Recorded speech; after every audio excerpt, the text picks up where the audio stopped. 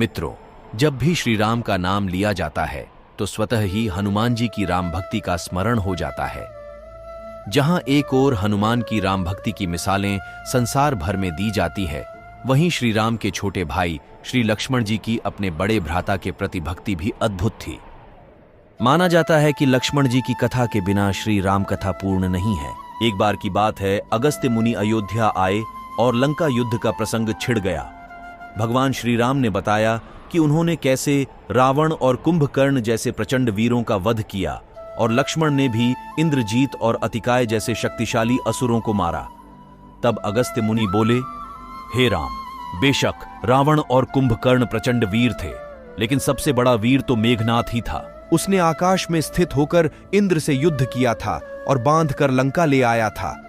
तब स्वयं ब्रह्मा ने मेघनाथ से दान के रूप में इंद्र को मांगा, तब इंद्र मुक्त हुए थे और लक्ष्मण ने उसका वध किया था।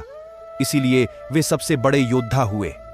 श्री राम को आश्चर्य हुआ, लेकिन भाई की वीरता की प्रशंसा से वह खुश थे। फिर भी उनके मन में जिज्ञासा पैदा हुई कि आखिर अगस्त्य मुनि ऐसा क्यों कह रहे हैं कि इंद्रजीत का वध रावण से ज्यादा मुश्किल था। अगस्त्य मुनि ने कहा, प्रभु, इंद्रजीत को वरदान था कि उसका वध वही कर सकता था जो 14 वर्षों तक न सोया हो, जिसने 14 साल तक किसी स्त्री का मुख न देखा हो और 14 साल तक भोजन न किया हो। तब श्री राम बोले, परंतु मैं तो वनवास काल में 14 वर्षों तक नियमित रूप से लक्ष्मण के हिस्से का फल फूल देता रहा। मैं सीता के साथ एक कुटी में रहता था, बगल की कुटी में लक्ष्मण थे। फिर सीता का मुख भी न देखा हो और 14 वर्षों तक सोए न हो, ऐसा कैसे संभव है? अगस्त्य मुनि सारी बात समझकर मुस्कुराए और बोले, प्रभु से कुछ छुपा है भला। दरअसल सभी लोग सिर्फ श्री राम का गुणगान करते थे, लेकिन प्रभु चाहते थे कि लक्ष्मण के तप और वीरता की चर्चा भी अयोध्या के घर घर में हो। तब अगस्त्य मुनि ने कहा, क्यों न लक्ष्मण जी से पूछा जाए। लक्ष्मण जी आए। प्रभु ने कहा कि आपसे जो पूछा जाए उसे सच सच कहिएगा। प्रभु ने पूछा, हम तीनों 14 वर्षों तक साथ रहे, फिर तुमने सीता का मुख कैसे नहीं देखा? फल दिए गए, फिर भी अनाहारी कैसे रहे और 14 साल तक सोए नहीं? यह कैसे हुआ? लक्ष्मण ने बताया, भैया, जब हम भाभी को तलाशते ऋष्यमुख पर्वत गए तो सुग्रीव ने हमें उनके आभूषण दिखाकर पहचानने को कहा। तो आपको स्मरण होगा कि मैं तो सिवाय उनके पैरों के नुपुर के कोई आभूषण नहीं पहचान पाया था, क्योंकि मैंने कभी भी उनके चरणों के ऊपर देखा ही नहीं। 14 वर्ष नहीं सोने के बारे में सुनिए। आप और माता एक कुटिया में सोते थे। मैं रात भर बाहर धनुष पर बाण चढ़ाए पहरेदारी में खड़ा रहता था। निद्रा ने मेरी आंखों पर कब्जा करने की कोशिश की तो मैंने निद्रा को अपने बाणों से बेध दिया था। निद्रा ने हार कर स्वीकार किया कि वह 14 साल तक मुझे स्पर्श नहीं करेगी, लेकिन जब श्री राम का अयोध्या में राज्याभिषेक हो रहा होगा और मैं उनके पीछे सेवक की तरह छत्र लिए खड़ा रहूंगा, तब वह मुझे घेरेगी। आपको याद होगा, राज्याभिषेक के समय मेरे हाथ से छत्र गिर गया था। अब मैं 14 साल तक अनाहारी कैसे रहा?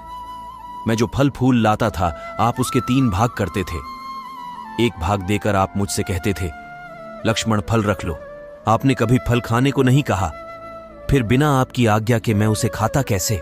मैंने उन्हें संभाल कर रख दिया। सभी फल उसी कुटिया में अभी भी रखे होंगे। प्रभु के आदेश पर लक्ष्मण जी चित्रकूट की कुटिया में से वे सारे फलों की टोकरी लेकर आए और दरबार में रख दिया। फलों की गिनती हुई, 7 दिन के हिस्से के फल नहीं थे।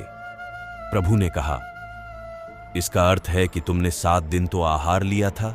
लक्ष्मण ने 7 दिन के फल कम होने के बारे बताया। उन 7 दिनों में फल आए ही नहीं। 1, जिस दिन हमें पिताश्री के स्वर्गवासी होने की सूचना मिली, हम निराहारी रहे। 2, जिस दिन रावण ने माता का हरण किया, उस दिन फल लाने कौन जाता? 3, जिस दिन समुद्र की साधना कर आप उससे राह मांग रहे थे। 4, जिस दिन आप इंद्रजीत के नागपाश में बंधकर दिन भर अचेत रहे।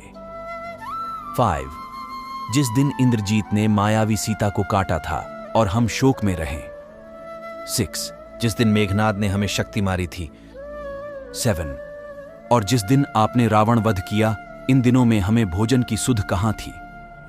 विश्वामित्र मुनि से मैंने एक अतिरिक्त विद्या का ज्ञान लिया था, बिना आहार किए जीने की विद्या। उसके प्रयोग से मैं 14 साल तक अपनी भूख को नियंत्रित कर सका, जिससे इंद्रजीत मारा गया। भगवान श्री राम ने लक्ष्मण जी की तपस्या के बारे में सुनकर उन्हें हृदय से लगा लिया और स्वीकार लिया कि उस रण में उनसे बड़े योद्धा श्री लक्ष्मण थे।